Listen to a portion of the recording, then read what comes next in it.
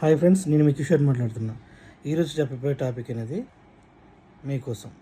చాలామంది కాల్ చేస్తారు, సార్ నిజంగా టైలరింగ్ నేర్చుకోగలుగుతామా, వస్తుందా ఏంటి అంటే, అవన్నిటికీ ఏంటంటే మీ ప్రాబ్లం కాదండి.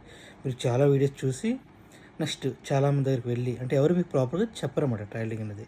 ఓకే, చిన్న ఎగ్జాంపుల్ ఏంటంటే, నేను ఒక 2 నెంబర్స్కి ఏంటంటే ఏ అనే పర్సన్, బి అనే పర్సన్, ఓకే 2 నెంబర్స్కి ఏంటంటే మనకి ఒక ఏమంటారు 2 రూమ్స్ ఉంటాయి. 2 రూమ్స్లో ఏంటంటే ఒక నీడిల్ ఉంటుంది. నీడిల్ 2 ఇంచెస్ నీడిల్స్, చిన్నది సన్నది ఒక 1 mm ఉంది అనుకోండి.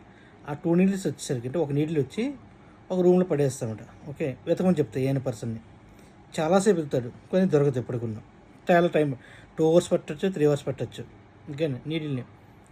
ఇంకో బి అనే పర్సన్ అంటే ఇదో ఈ ఈ సరౌండింగ్లో వేస్తాను, ఒక 1 meter లెంత్లో వేస్తాను, చూడండి చెక్ చేయండి అంటే వెంటనే ఒక 2-3 minutesలో ఇచ్చేస్తామట.